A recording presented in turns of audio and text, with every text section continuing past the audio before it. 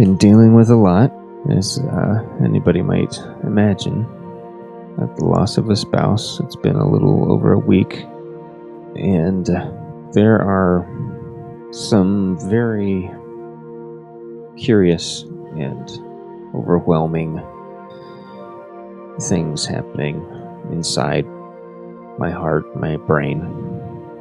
And while I'm definitely trying to listen to good counsel and be comforted by all of the condolences, and give myself time and space, and be gentle and patient with myself, to just feel as deeply and as long as I need to cry as deeply and as long as I need to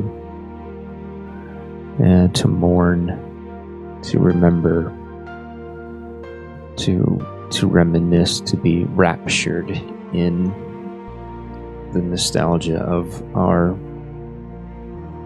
adventure.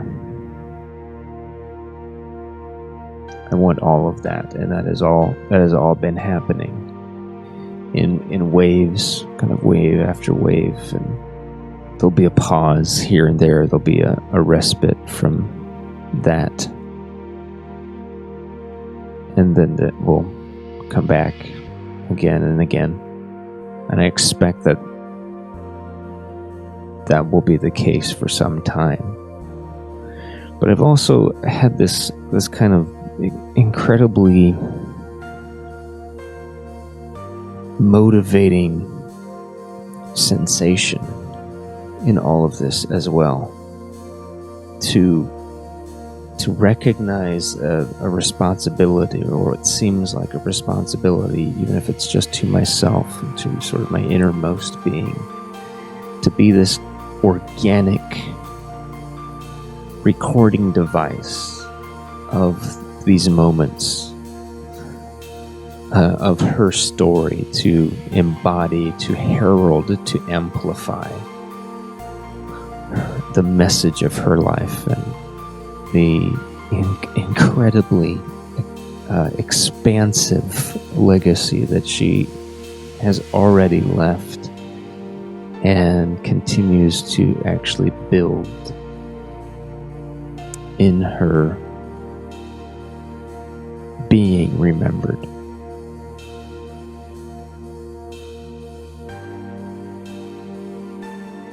And I feel like a geyser, like just an overflowing well. A lot of it is of my feelings and thoughts is coming out, and I hope it a very encouraging and constructive and positive way, because I feel like it's that sort of capturing and internalizing and taking time to process, but then the conversion of that is some kind of message in a shareable medium. Those thoughts and those feelings sort of translated into something that can be read and experienced again. And whatever lessons may lie within, and I don't even see it necessarily that way, like, what have I learned from this as some sort of lesson? It's just continuing to learning,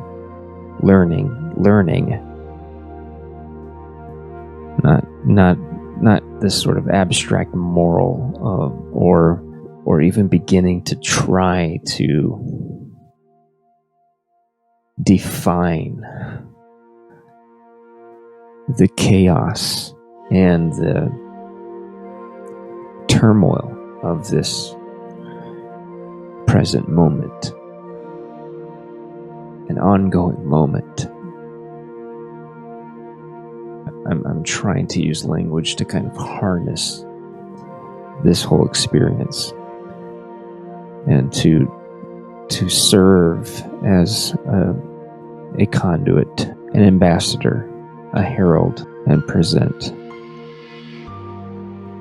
all of the messages, not just a singular, finite, absolute, but the nuance sometimes the exhausting intricacy of the story, Laura's story. One of the things that her sister Natalie said recently was she realized, I think it was, she was talking to some of her coworkers and was attempting to explain some of the things that were going on with Laura's health conditions, and came to this kind of conclusion, hearing herself say these things out loud, that if this wasn't her sister, somebody that she knew very well and dearly, that it would sound like someone's making this stuff up, because it's just so unbelievable. It's so, Book of Job, kind of an extravagant torment. And to think that if someone didn't actually know for sure and has seen evidence and followed the story since it began, if that hadn't been the case, then it would be impossible to believe. No, this can't still be the same person. This isn't all happening like this. Things just don't happen like that. This is made up. Just even that is like such a heavy and thick jello of a concept to kind of be absorbed in mentally and emotionally. That just the facts of her life and what she was experiencing, just on the physical outward and experience of her life, it was impossible for someone to believe unless you knew her. And that somehow never seemed to diminish her desire and dedication to serving others.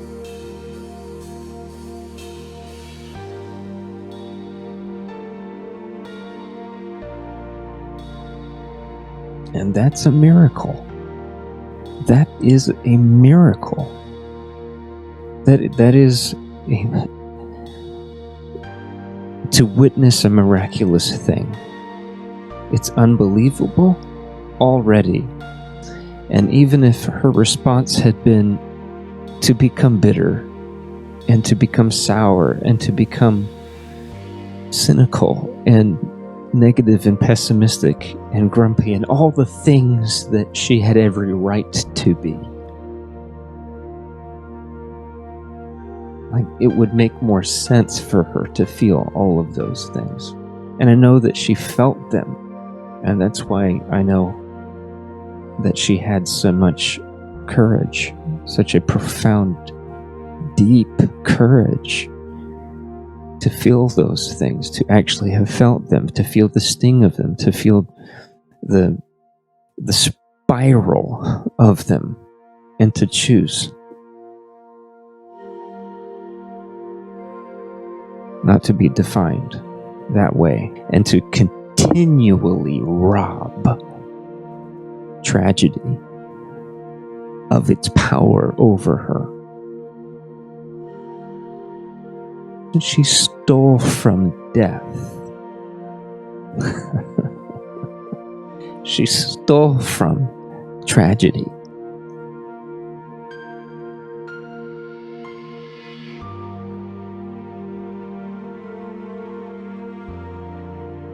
And walked through life like the furnace that just kept burning away the dross. She never considered herself a victim. She didn't fall for that victim mentality. She was accused of it, but she never fell for it. What she did feel deeply was that she represented so many more people like her. And that came out in a very sometimes barbed way, in an aggressive, protective kind of way, because she knew it wasn't even a attempted empathy. It was knowing what millions of other people have to face just to survive.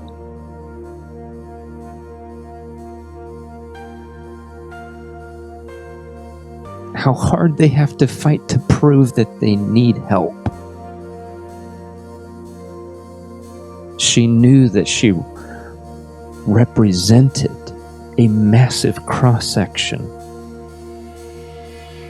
of people in our own country, our friends and neighbors, our brothers and sisters, our countrymen and women. So even when she would post on social media or speak about how hard it is to deal with that, it was never a self-centered kind of woe is me, cry for attention. Even though there were times it was perceived that way, I knew,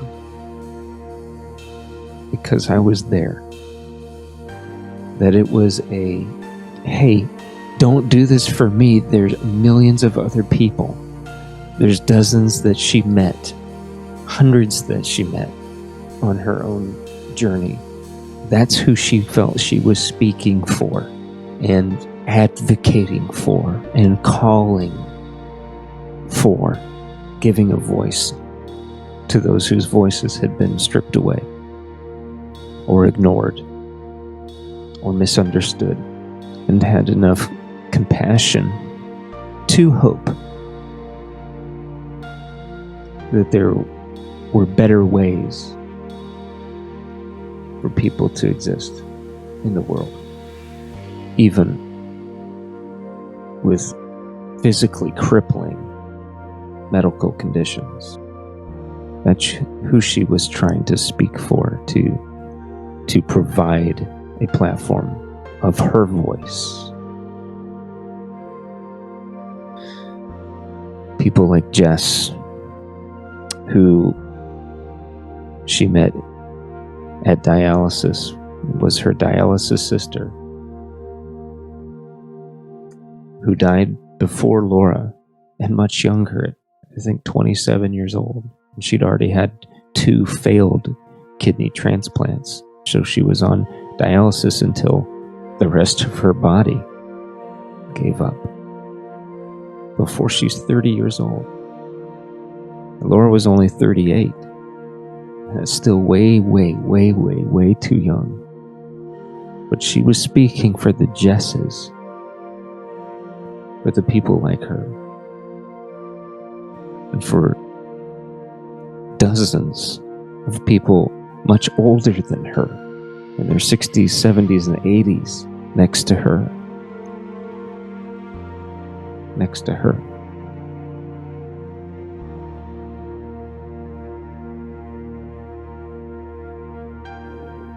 She changed lives in the darkest, dimmest, lowest places on planet Earth.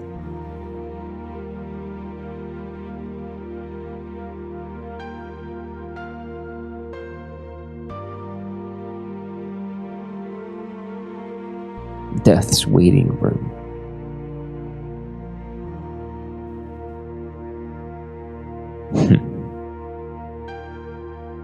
That's where she'd start the party.